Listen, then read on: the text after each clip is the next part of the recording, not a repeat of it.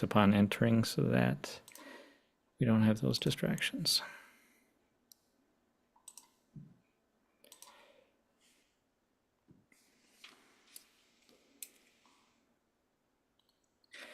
Hello, everyone, and welcome to our special author event, Spectacle and Steel. My name is Colin Mustful. I'm the founder and editor of History Through Fiction, and I'm really excited to welcome you to this special author event in which we're featuring Jane D. Cairns, author of Exalted Objects, and Tim Schooley, author of Circus of the Vanishing Elephant. So we're doing these together because these novels, well, frankly, they both feature an elephant to some degree or another. Tim's more than Jane's, and so similar topics there. And they're releasing on the same day, September 15th. I want to thank everyone who has pre-ordered the novel through History Through Fiction, or if you pre-ordered it anywhere, that's awesome. The books are available for pre-order across Amazon, Barnes & Noble, bookshop.org, all those different places.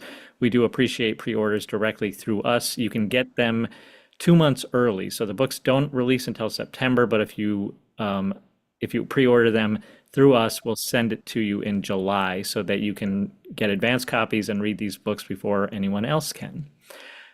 Before I do get going, please say hello in the chat. Let us know where you're joining us from. Let us know if you're friends or family of one of our authors. And yeah, just say hello. We will be doing Q&A throughout the event. If you have questions at any time, drop them in the chat. I'll do my best to get to any questions that are posted, and we'll do more of a dedicated Q&A towards the end of the hour. So I'm going to remove myself from the screen, and then we'll have our authors here introduce themselves. Jane, if you could say hello and just give us a tiny summary of Exalted Objects. Hey, my story, Exalted Objects, is the story of two rival brothers who they personally butt heads, but they also kind of represent two different ways of seeing the world. George is a very buttoned up railroad executive, and this isn't a spoiler because it's in the first page. He puts his younger brother in a mental hospital, kind of a renowned insane asylum in 1870. And the idea I sparked it was a newspaper article that he had turned their family estate into a zoo, and putting him in the mental hospital was the only way to stop him from buying elephants.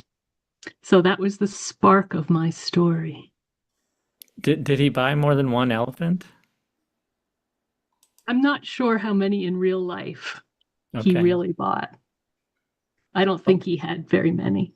I don't think he had in enough to derail a train. Yeah.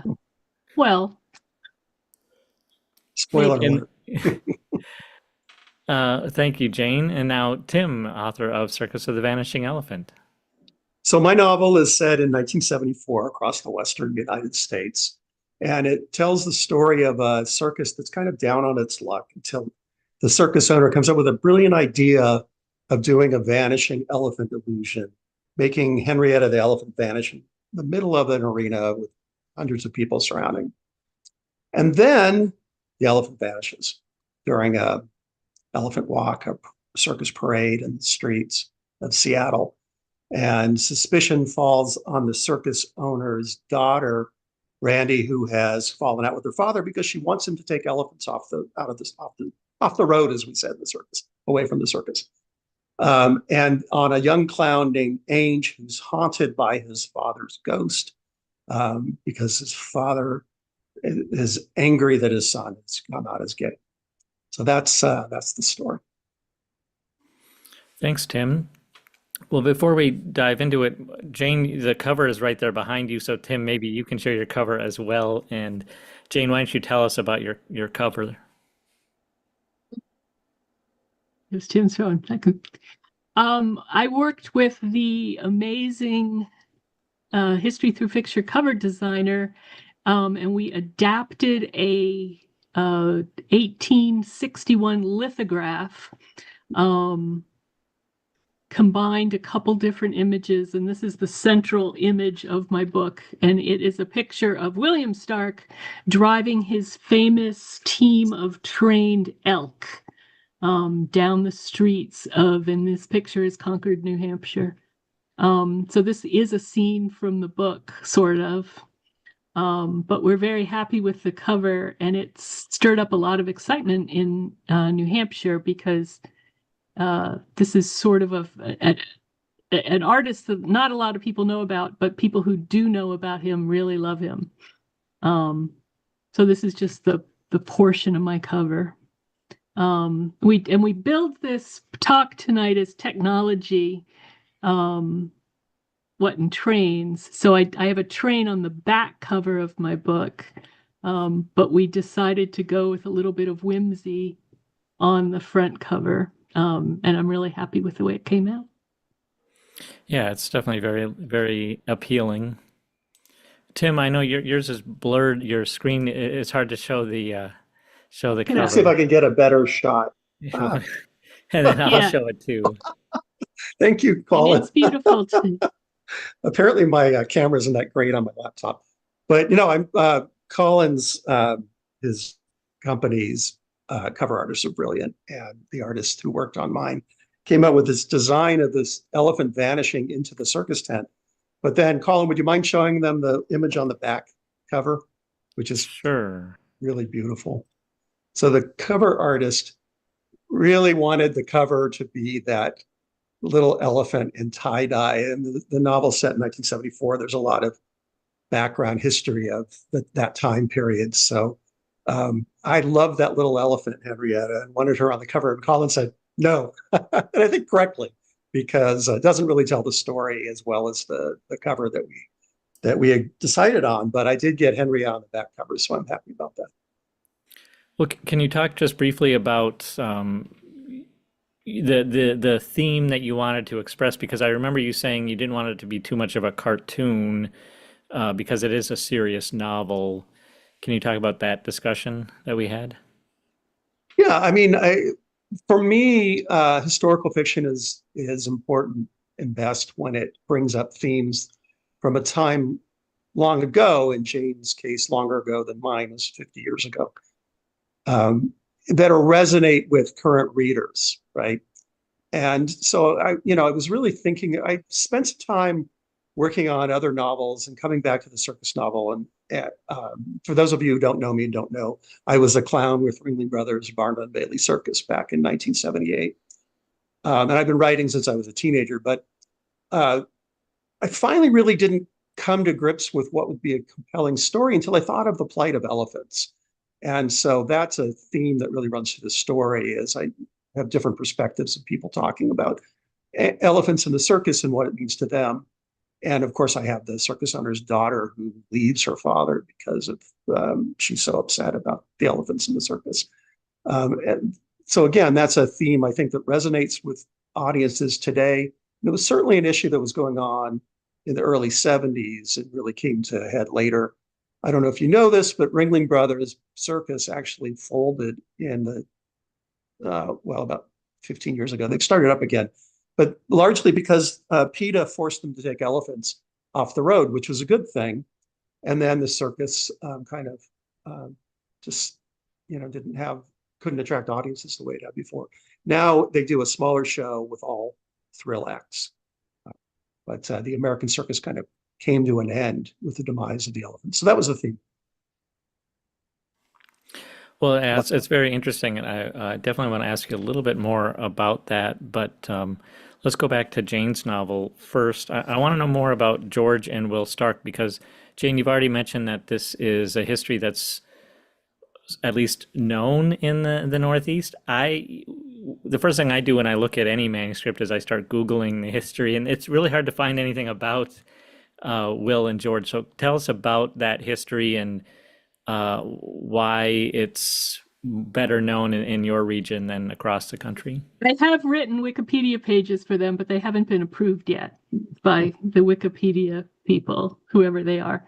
But Will and George are great grandsons of General John Stark. And John Stark is a very prominent figure in New Hampshire.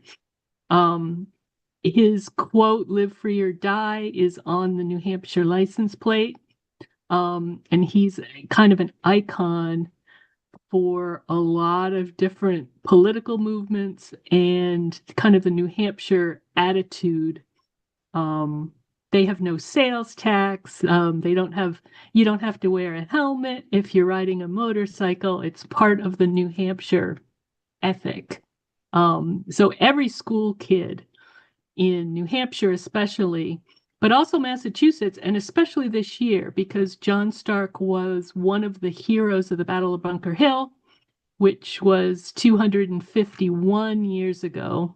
Massachusetts, we celebrated the 250th anniversary of everything last year, because 1775 was our important year. So the Stark family is pretty well known. And once I started writing about this, my friends would let me know every time they were in New Hampshire that they were driving on the John Stark Highway or the John Stark this. Vermont is where the Bennington battlefield is. And if I know we're all paying a little more attention to Revolutionary War history this year than we usually do, but John Stark played a very pivotal role in the Battle of Bennington, which led to Saratoga, which led to the United States winning the war. So at the time of the Revolution, he was very well known. And then he went back to his farm, like the figure Cincinnatus. So he's a very well-known, beloved figure in New England. And that was part, when I found this story, that's a tough act to live up to. And I think he really cast a shadow over a lot of his descendants, certainly in my book. That's part of the motivation of these men, is they're trying to live up to the family legacy, a big family name. And that's another spark of my research. When I started researching William Stark's mental illness, he was in newspapers literally all over the country, which you can research now online. I found, little snippets in newspapers from California, all over the Midwest, reporting on William Stark's mental health. So yeah, it in some circles, it is kind of a well-known story. Well, so you've covered the history there a little bit. Tell us now about these brothers and their very different characteristics. Yeah, so I first found this story. I live in Andover, Massachusetts, which is in northern Massachusetts, close to the New Hampshire border. And I was editing almost 10 years ago, a little more. I was editing the diary of a 15-year-old girl who lived in Andover, and she went to visit, she wrote in her diary, Mr. Stark's Zoo. And I had never heard of this zoo, so when I researched, I found that it was owned by a man named William Stark. And then I realized that this was the same William Stark later that had led a pretty infamous student rebellion in Andover at the academy in my town. And then I found out that they were grandsons of the very famous John Stark, great-grandsons of the very famous John Stark. And then I found out that he had ended his life in a mental hospital. So I realized there was a real arc to Will's life. He was a poet. He turned their family estate into a zoo. So he was the one that first sparked my interest in this story. So then I started looking to who the point of view character was going to be, who was going to be how I was going to tell the story. And then I realized that his brother had just a fascinating story of his own. He was almost as famous in the day. He was a railroad executive, railroad magnate. He was building railroads all over New England. And then after he went west and he built what's now the Northern Pacific Railroad, that goes from Minnesota. Colin probably knows better than I do. It goes from Minnesota all the way west to the Pacific. So that I had these two brothers displaying very different personalities. And I decided after some false starts and some tries, and some of my writing group is online, I see them, they'll remember the fits and starts I had trying to decide who I was going to tell this story, whose point of view this story was going to come from. But I had to learn how to write about men. I had to research a bunch of other things that I didn't know about, machinery and trains. And that's the other, is the people who love steam shovels and train engines feel about them the way zookeepers feel for animals sometimes. All the trains had names. The steam shovel had a name. They treated them, kind of like prize animals in the zoo too. So there were similarities too, not just differences between the two. It all comes across just so well in the novel, all those different elements that you're mixing and trying to make, feel authentic. They all work so well. So congratulations on that, Jane. Well, Tim, we were talking about elephants with you and how important they are to the circus. And you took it a step further and made an elephant the main character of a novel, Henrietta. So tell us about Henrietta and what she means to this story. Well, Henrietta is sort of the focus of the novel, really. She is beloved by the circus owners and their family. The only elephant born into captivity. She's a small elephant still at the time that the story takes place. No more than 5 feet tall. An Indian elephant, so no tusks. And she's very, like most Indian elephants, she's motivated by food. She's willing to work with humans. But she's got a bad side. I mean, she takes an instant like to some people and dislike to others. And if she doesn't like them, she makes it pretty clear. So I have the ringmaster, for example, can't get anywhere near him for fear that she'll pick him up and throw him into the stands, which actually happened. And when I was in the circus, we were in Chicago, and one of the elephants grabbed the assistant performance director and tossed him about 3 rows up into the stands and actually hurt him. So, elephants are amazing, brilliant animals, but they're also wild animals. I'm curious how much of your own personal experience found its way into the novel. Yeah, I mean, that's a good question. I tried really hard not to let much of it come in other than my knowledge and background of the circus. I mean, I wasn't intentionally did not set out to write memoir or autobiography or anything like that. I set the story farther back in history, and I tried to create characters. I think I came up with some really unique characters for the story, including some of the clowns were characters. But I tried really hard not to base them on people that I'd actually know. And it's really fun for me that one of my clown college friends who was in the circus with me, Peggy King, is sitting there listening. She's waving.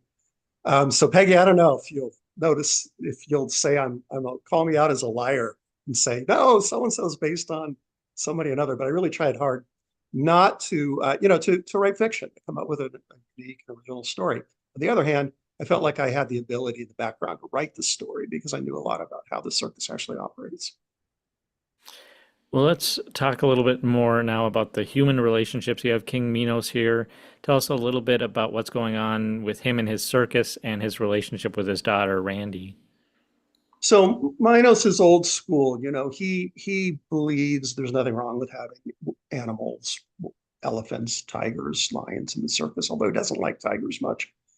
And this was really the view that was prevalent in society in the early 70s. Even when I was with the circus in 1978, not too many people thought twice about having these, wild animals under conditions that nowadays we would find to not be suitable to their welfare.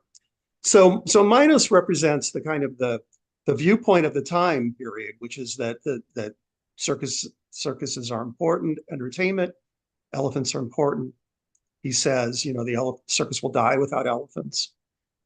And his daughter grew up with the elephants, and she loves Henrietta the elephant and her mother, Savannah, but she represents the more modern view, which is that forcing animals to perform, or not forcing them, but coercing them to perform, and taking them on a road and at times keeping them inside for days, weeks at a time is just not a healthy life for them. So she's plotting how to get the elephants out of the circus, which is why the suspicion falls on her when the elephant disappears. She's also best friends with another character in the story, who I call North, who is the trainer who's worked most closely with Henrietta.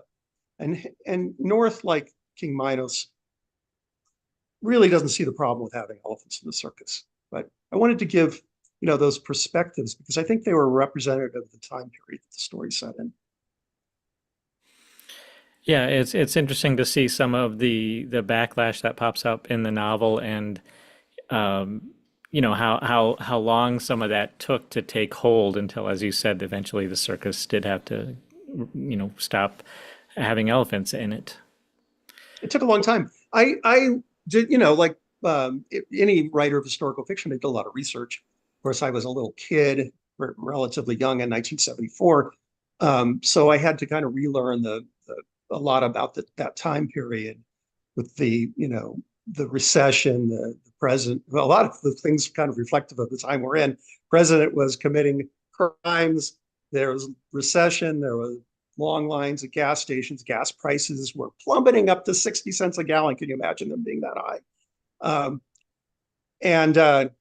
So I wanted to bring in, in doing the research, I really tried to focus on the time period, and I lost track of the question. Colin, I'm sorry. Oh, we were just talking about some of the protesters. Early in the novel, we see Randy going out to San Francisco and starting some of the, being involved in some of this, and it's just how long it took for that actually to make change. Right. I mean, PETA didn't actually start up until the early 80s. And I was not with the circus anymore, but they ran a campaign of protesting outside the circus pretty much constantly everywhere every town the circus came to. And eventually, it took them 20 years, but eventually they won that battle. So in doing research, I didn't find any groups, animal rights activist groups, but it was a time period when there were groups like the Symbionese Liberation Army and the Weather Underground, the Black Panthers, that were running around committing violent acts to try to achieve their political aims. And so it wasn't too hard to imagine that a group like that could have existed in 1974. And again, it's interesting to me that our time period is similar in a way. Back then, most of the radical violence was coming from the far left. Now it's more likely to come from the far right. But history has this way of repeating itself, which is, I think, why a lot of us like historical fiction and like to write it and read it. Yeah, definitely. Well, I've asked our authors to have an excerpt prepared. So, Jane, whenever you're ready, I'll have you read an excerpt. Before you do that, let me just post a link to our store if anyone is interested in pre-ordering one of either or both of these novels from our online store. You can do that, and we'll get those shipped out to you in July. But Jane, why don't you tell us what you're going to read for us? I'm going to read for about 2 minutes from chapter 2. It is common knowledge, I believe, that William and I are direct descendants, great-grandsons of Major General John Stark, wily ranger of the French and Indian War, hero of Bennington and Bunker Hill, reckless husband of Molly Stark, and one of the towering figures of the American Revolution. As an old man, the general signed his letters, "Live free or die," and some people claim that it's his craggy profile depicted as the Great Stone Face hanging above Franconia in the White Mountains. I can state without equivocation that this has been as influential as any other aspect of William's and my upbringing. In 1751, when our distinguished ancestor was 23 years old, he was captured by Abenaki warriors. This was a tale told around New England fireplaces on long winter evenings, and for William and me gained added consequence because it was our grandsire whose bravery it demonstrated. We often reenacted these exciting scenes while romping in the woods near our home. I usually asserted my older brother privilege to portray the valiant General John and relegated William and other playmates to the roles of less heroic companions and various Indians. That's not fair, William complained one day when we were about 9 and 11, respectively. Perhaps it was the summer of 1834. He was fair-haired then and nearly as tall as I was, though much skinnier. John Stark was not the eldest son of the family. We were well versed in our family's genealogy from an early age. No, I said, the elder brother was named William, like you, so it's right you should play him. William's lips quivered. It was his eternal misery, I know, to share his Christian name with this particular ancestor, who later tarnished the family's reputation by not only defecting to the British during the Revolutionary War, but falling from his horse to his death. I relented. All right, after the capture, we can swap. You can be John Stark and I'll be the Indian chief. His frown disappeared immediately. Likely that had been his plan all along. He was, as ever, uncommonly good at getting his own way. I loved that scene because it did so much for the character development. You know, they're both boys there, and it really helped you as a reader to understand their relationship later as they became men. Was that completely fictionalized? Was there any element there that you found in No, your that was research? completely fictionalized. I Oh. was trying to find a way to get the family history in. And I think it was based a lot on my husband's stories and my male friends about boys just whacking each other with Mhm. sticks. So, I have a twin brother, and we hurt each other more times than we can count. recreational Yeah. violence. I was trying to portray little boys. Well, thank you, Jane, for Thanks. reading that. Tim, what are you going to read for us? So I thought I'd read a chapter of kind of a quiet moment between King Minos and Henrietta the elephant. Of all the elephants in the circus herd, Minos was most fond of Henrietta, the only elephant born into the circus. The Dakotas, father and son, and the other humans in the circus treated her more like a beloved daughter than a wild animal. As the sole offspring of Savannah, matriarch of the elephant herd, Henrietta had extra cachet with the humans around her, but not with the herd. It seemed that to her aunts and cousins, a runt was still a runt. It occurred to Minos the special treatment people gave Henrietta might explain why she seemed to prefer human company over that of elephants, at least those humans to whom she took a fancy. Henrietta stopped beside two barrels set up next to the center ring, one a water trough, the other filled with sawdust. She slurped water into her trunk like a child with a straw before spraying a stream over her shoulders. She turned to the sawdust barrel and grabbed trunkfuls of sawdust to toss onto her sopping head and back. Seemingly pleased with herself, she ambled around the ring, searching the floor, sniffing with her trunk. He should take her back to the elephant tent before she got into more mischief. But he hadn't finished his cigar, and the Henrietta show was always fascinating. Henrietta continued to ignore Minos as she worked her way around the arena, sniffing the ground, searching for cigarette butts discarded by careless working men. Henrietta was a bit of a nicotine freak. Alerting to something she smelled, she swung her trunk to her side. Without moving her body, she fished a rucksack out from next to the ring curb, opened it, and dumped the contents onto the circus track. Henrietta rifled through her treasure. She picked up a t-shirt, put it in her mouth, took it out, tossed it aside, into her mouth for a taste and back out again with a pair of boxer shorts covered in hearts, next a juggling ball, and then a red clown wig with a tuft of hair sticking up from the top of the wig. Henrietta picked up a plastic container from the pile of items dumped from the rucksack. Minos leaned forward in his chair, squinting. He patted a side pocket of his tuxedo, found his distance glasses, and slipped them on. Henrietta held a tub of Maron Clown White, makeup favored by many of the clowns. Henrietta used her finger, a dorsal extension of the trunk, to pull the plastic lid off the tub. The dexterity of an Asian elephant, born with just one trunk finger, never ceased to impress. Henrietta sniffed the Clown White. She dipped her finger into the tub, then stuck her finger into her mouth. She dropped the tub and made a chirping sound while running back to the water trough to take a long draft. Minos chuckled.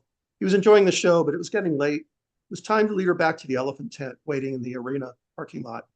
As he moved in his seat, Henrietta turned her head toward him.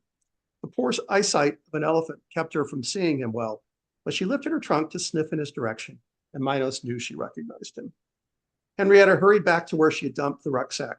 She picked up the clown makeup and ambled over to Minos. "What you got there, girl?" Minos could swear Henrietta had a gleam in her eyes. She dipped her finger into the clown white again. With a steady motion, she smeared a dollop of makeup across Minos's nose. She turned her head to peer at him through one eye. Apparently satisfied with the results, she handed the tub of makeup to Minos. Thank you. So Henrietta is quite a lovable character. I'm curious, did you make friends with any elephants during your time in the circus? Well, no. And the year that I was on the show, we didn't even ride them. The showgirls, what are now called dancers, but in the 70s, of course, they were called showgirls. They would ride the elephants. I did get to ride them occasionally. My friend Peggy, who's here, probably rode them a lot because she stayed on the show for a number of years after I did. She's nodding her head. They were dangerous animals. And even though we were near them, often they put Clown Alley right next to the elephants because, the only thing lower than an animal was a clown. And so there was always dust and sawdust around us. But mostly we were just warned to stay away from them, which seemed to be pretty good advice. Though I did have a chance to watch them, and they're just beautiful, incredible animals.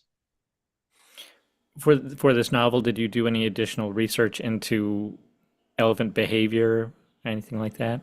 I read everything I could find on elephant behavior, and I tried not to personify or anthropomorphize the elephant, although it's hard to write a story where elephant is a central character without doing just maybe a tad of that, but I really tried hard not to do it.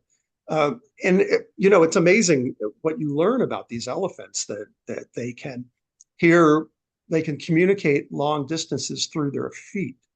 They make a rumbling sound, sonic waves that are barely perceptible to humans and sometimes not perceptible, and they can pick them up with their feet. They also have the best sense of smell probably of any animal on the planet and can smell things from long, long distances away. It's one of the ways they find water on the savannah or in India by being able to sniff the scent of water from miles away. Yeah, that's amazing. Well, I've got plenty more questions for our authors. If our audience has a question at any time, like I said, go ahead and post those in the chat. You can also open up your mics, raise your hands. This doesn't need to be formal. Maybe some of you, like Peggy, who unfortunately had to leave, haven't seen Tim in a while, or Jane, and you wanna talk to them and ask a question. That's totally all fine. Jane, I do want to ask a little bit about your background. You call yourself a grassroots historian. What does that mean exactly? And just tell us a little bit more about your background in writing and researching history. I have a undergraduate degree in economic history, and I worked in my early career as for magazines as a journalist. So it really wasn't until later that I started working as a volunteer researcher in my region, in my local town. And I've done a lot of primary research projects, diary work, cataloging work, mostly on a volunteer basis. So I call myself a grassroots historian or a local historian because I don't have an advanced degree in history. But in my small slice of the world, I am pretty knowledgeable. So I get called upon a lot to answer questions, to do talks. I do quite a number of speaking things around my town and my county. I live in Essex County, Massachusetts. I wrote a little blog post a couple weeks ago that I'm very close to Salem, which is our county seat. So I write and speak on historical topics regionally a lot. But I wrote nonfiction for most of my career, most of my life. So it's really only been the past 10 years. And probably I would have written this book as narrative nonfiction if there hadn't been so many gaps. We don't have a lot of diaries or indication of how these people felt or why they made the decisions that they did. So I really had to learn how to write fiction, and that takes a long time. So that's what I worked on, learning how to write fiction in this book, character arcs and or fiction that other people would like to read, I guess is a better way of putting it.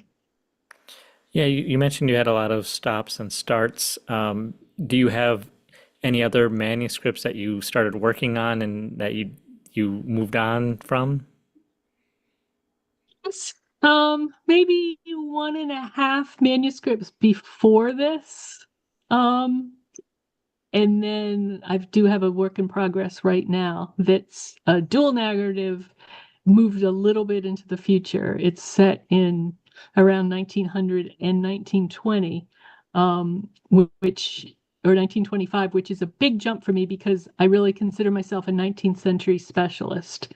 Most of my work has been around the time of the Civil War, between the last quarter of the 19th century. And I just love that period. As Tim was talking, there's so many similarities to our day and age.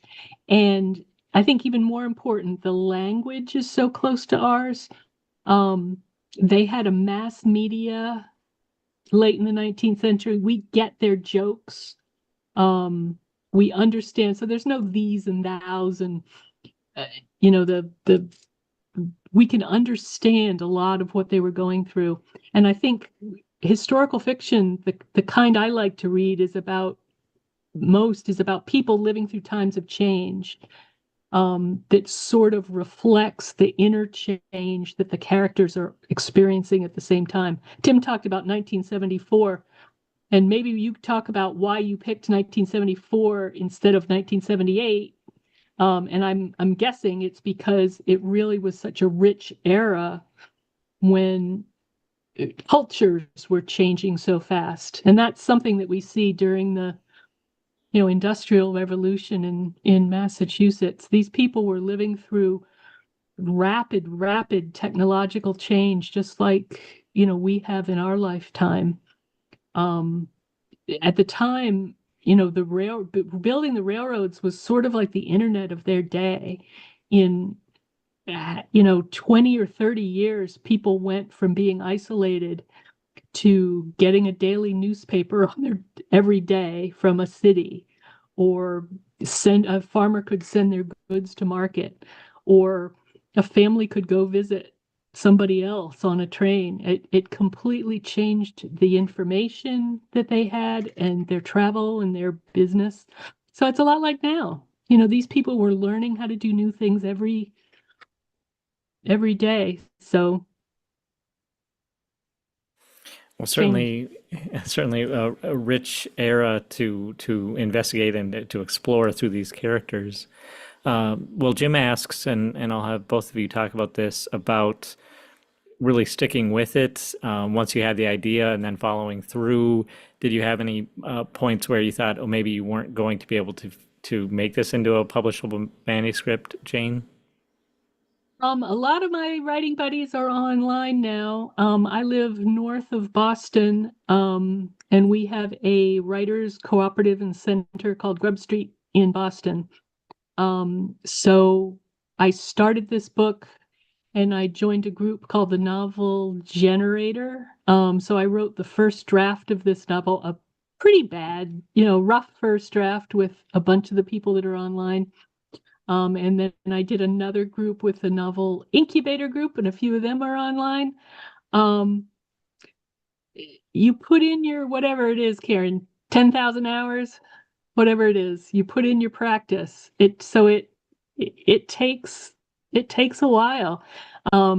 So the advice I was at is to get friends. Is nobody should be writing alone. You have to have your butt in the chair. You have to get your words in every day, but it's really important to get other eyes on your manuscript sometime, either late or early. And it's just more fun and a better way to learn if you get a writing group. Take classes and be patient. Especially I think in this era of AI, there's a lot of people now that can. There always are a lot of people who can write a straightforward declarative sentence. That's not the problem. Everybody writes. A lot of people write really well, and the AI computer writes perfectly. But what people want is to hear your voice, is to hear your own particular stamp on a story. And that's the only thing you can do it. So I really think in the future, we're going to be publishing more stories that have a different way of looking. We might get some experimental forms. And that's something only you as a person can do. You know how we talked about when photography was invented, that's when artists started doing cubism and surrealism, and they switched to non-representative forms of art. And I think novel writing is going to go through something like that too. So just keep going and have friends. What about you, Tim? Well, I've been writing for a long time, and I went through a period where I wrote a lot of short stories, and that was a time of learning, of taking classes of writing and having stories critiqued and all of that. And then I tried my hand at writing a novel, and it's terrible. The first novel I wrote, it's sitting in a drawer, and I'm going to burn it before I pass along. But it's the experience of trying to write the long form, which takes a long time for me in particular, was a good one. It kind of got me to start learning some of the things that I wasn't very good at and to work on those. I published another novel called The Wool Translator, which is set in the 1480s across Western Europe. So it's a very different experience writing the Circus novel, where there was a lot of resources for me to look to for 1974 and what the time was like then, the things that I don't remember from my own experience, which is really a lot. Yeah, if the questioner was sort of getting at how do you get to the point where you can write an entire novel? You just have to stick with it and think of each chapter as sort of its own short story that are connected through the arc of the novel. But it does take a long time. I've almost finished writing a sequel to The Wool Translator. I have a chapter left to write the first draft, and then it'll be probably another year or so of fine tuning and working with my critique groups, and working with an editor to try to get it to the point where I think it's actually a novel and not just a first draft. So Tim, you do have a manuscript that you never went forward with. What's that one? Can you just tell us what it's about a little bit? Well, it's a circus story. It's just a really bad circus story. I mean, honestly, I didn't really know what I wanted to say about the circus until I kind of came up with the idea of putting an elephant at the center of the story. And on it really, that was like a light went off, and I was off to running, because then I think I had something that I could turn into a novel rather than just vignettes. Well, Jane, we have a question for you, probably from one of your writing friends. She asks about deciding to go with George as your main protagonist or main point of view character as opposed to Will. When you went back and forth on that, how did you finally decide? It's just sort of whose voice I heard in my head. The problem with Will was he was a genius and a poet, and it was very hard for me to get his voice. And I found that whenever I started writing from his point of view, he came out very normal. He came out more and more normal. So it took a couple drafts where I really, and it was a teacher of ours that kind of put her finger on it. it was the novelist Annie Hartnett, who was our instructor for the novel generator. And her book, Road to Tender Hearts, is wonderful if everybody hasn't read it. But she said, she was the one who said, I think George is your protagonist.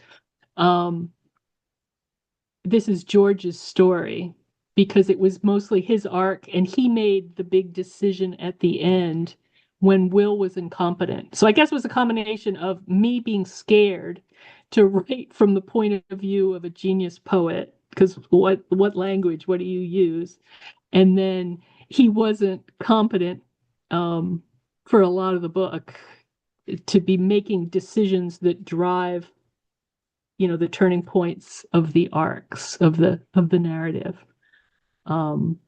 So it was a hard decision, and it's something that critique partners would always say, oh, we want more Will, we want more Will.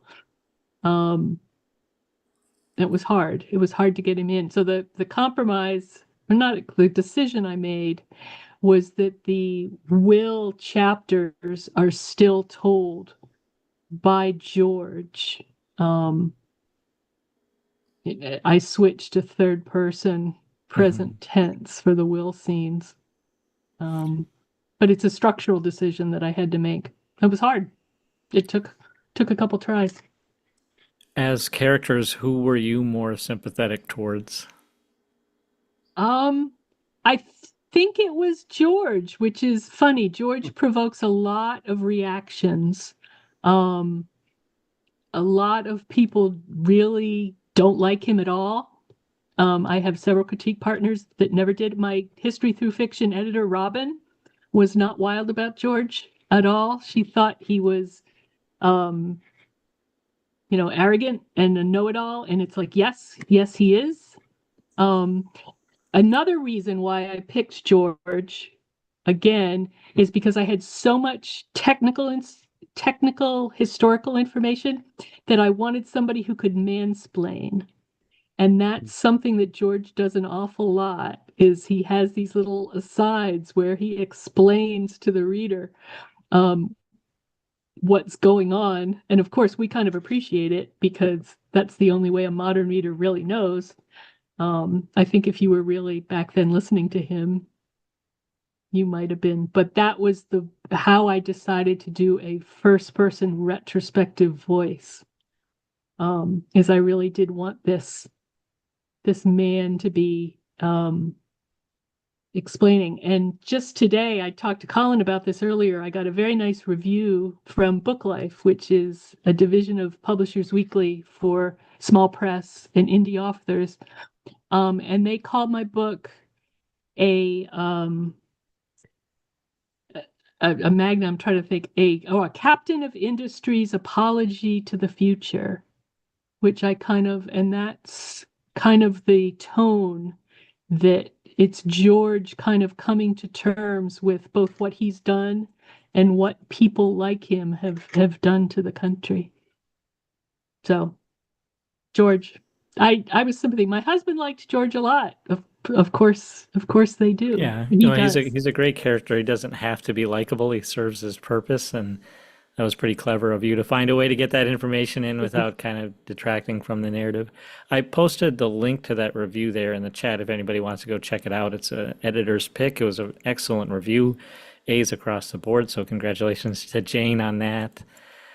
Tim, we do have a question about the character development. One thing we haven't really touched on here is Ainge, and Ainge has got quite a character arc, being tormented by his ghost of his father. Can you tell us a little bit about Ainge and kind of go into your process of developing your characters? I think characters kind of come to me when I'm writing, and often I just kind of get lost in the process, and then the characters start speaking to me, and it sounds a little mystical, but it's like a writer's high where you just feel like that things are just taking off, and then suddenly they're doing strange and interesting things. And of course, when you're setting a story in a circus, it's not that hard to get strange and interesting because pretty much everybody is strange and interesting in the circus. Ainge is a particular kind of crazy, though. He's haunted. I don't really want the reader to have to decide, but he's either hearing voices, hallucinating, or he's actually haunted by his father's ghost. You don't have to, I wrote it in a way that I'm not sure Ainge ever really figures out what's going on. But I wanted him to be struggling with this repressive conduct by his father, because that was something that was really going on in 1974, where people were really afraid to come out for fear of how their families and their churches would react. And I thought it was kind of writing a theme that maybe doesn't resonate as much until the U.S. Supreme Court just allowed Colorado to go ahead with conversion therapy, which is, trying to convert gay people to be straight again, which is just sort of nonsense. But so all of a sudden I thought, well, there's another thing that sort of suddenly resonates again in our time. But I wanted Ainge to come to grips with the haunting, or the hallucination, or whatever is going on with him by the end of the story, because it's his way of going from this sort of tragic upbringing to finding family, which I think he does by the end of the novel. I see we have a comment from Jane. 1st of May designation. Is that for him and It's for one of my Tim? favorite parts. Tell us what 1st of May means. Oh, 1st of May is when you're brand new to the circus. It's your first year with the circus. And it means that you don't know what you're doing. Everybody tells you what to do. Go fetch this, go fetch that, go wash the clown car. We actually had a clown car in the circus. I didn't really put it in this novel, but about 12 of us would jam ourselves into a little tiny VW bug and then pop out one at a time in the circus ring. And that was always the most fun, really, because we would sing, especially on Saturday night. It was just kind of a great bonding among a bunch of young people who are doing this kind of wild and crazy kind that was of great. thing. The other But thing that's what a for 1st of May is. There's also the term Johnny come lately, which is for second year clowns. But honestly, nobody said that back in the 70s. That was a really old school kind of a term. Well, I was going to say, from a writing point of view, having somebody who's a 1st of May, who's brand new, let you show the circus through the newbie's eyes. Right. And I thought that was very, from a writer's point of view, that was very clever, very nicely done. But Well, thank you. I loved learning what a 1st of May was. Yeah, thanks. I mean, that was the idea, One of my was to be able favorites. to see the wonder and awe of the circus through brand Yep. new eyes. Yep, Yep, that thanks. was great. Yeah, great point, Jane. Just kind of like what you did with George being a mansplainer, Tim was able to do with having the newbie in the circus. I want to go back to a question from Greg. It could lead to a huge discussion, but we'll try to keep it simple. Greg wants to know about writing about people and places that maybe you're familiar with or have some prepositions already. Did either one of you come across some assumptions that you were wrong about and had to kind of come to terms with in writing your narrative? Jane, I'm thinking of you in particular with how much research and how familiar you are with the Northeast and that history. I'm familiar with the Northeast. I think it helped a lot that I was writing about men. And I've thought about that a little bit, is that did allow me to separate myself, my own emotions, from what I knew the arc of the story needed. So I think, in my current work in progress, I'm going back to writing about women, and that is fun. That is, good to do. But sometimes you can get your own emotions tangled with what the story needs. So sometimes it's a little bit easier to write about people that are very different from you. But there's so many people that, especially first novels, are a little bit autobiographical, or you put yourself in the character's shoes and you have them make the decision that you would make, and that's not always useful for the story. So I think as much as you can do to separate yourself from the character, even if you're writing sort of an avatar of yourself, I think that's really important. So, you know, for research, sometimes it's nice to know what you're talking about, but I think it's important to separate yourself emotionally too. I think it was probably harder for Tim, or both harder and easier, because he was writing with a world he was a little more familiar with.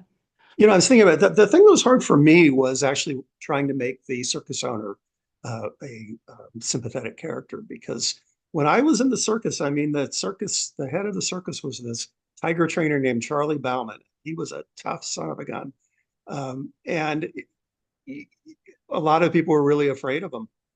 But I wanted King Minos to have that edge, but also to be a likable person. So it really took me a lot of drafts and a lot of thinking about his character to get to the point where I felt like I had made him a round enough character that you could be sympathetic with him, even if the reader doesn't agree with him about most things. Well, I definitely came to be a bit sympathetic with him, and he had a lot of responsibility on his shoulders, that's for sure. Well, we're going to wrap things up. We've got one more question here from Ivan. He asked, Tim, did you have the end of the book clearly in mind when you began, or did it slowly come to you while writing? Oh, I really didn't know where the story was going to go, which I kind of afraid to admit, because usually I plot pretty well. But I wanted the story to tell me the answer, and it did. And I think it came out okay. What about you, Jane? Did you have a sense of where your novel would end, or how it would end? I knew plot-wise where it would end. It took me a little bit to land the emotional impact of that and sort of where to end. I kind of have a couple endings, but that kind of fold into each other. But yeah. Well, I want to thank our authors, Tim and Jane. I want to congratulate our authors. I couldn't be more proud to publish these stories, bring these stories out into the world. They're really great stories, really well written, and I hope all of you get a chance to read them if you haven't already. You can pre-order them, like I said, from our online store, get them 2 months early before you can get them anywhere else, or you can pre-order them from all the regular book retailers. And just word of mouth helps a lot. If you want to tell people about these books, talk about them on social media, ask your local librarian to stock the book in the library. That would help our authors out. That would help History Through Fiction out. We really appreciate all the support we can get in supporting this indie press and these indie authors. So thanks again, Tim and Jane. Thank you, everyone, for attending this event. And we'll see you on our next event. We actually have a Zoom panel on Sunday if anyone is interested. It's What's New in Historical Fiction. So hope to see you there. Thank you, Colin. This was great. Thank you. Thanks, Bye, Jane. everybody. Good night. Bye. Bye.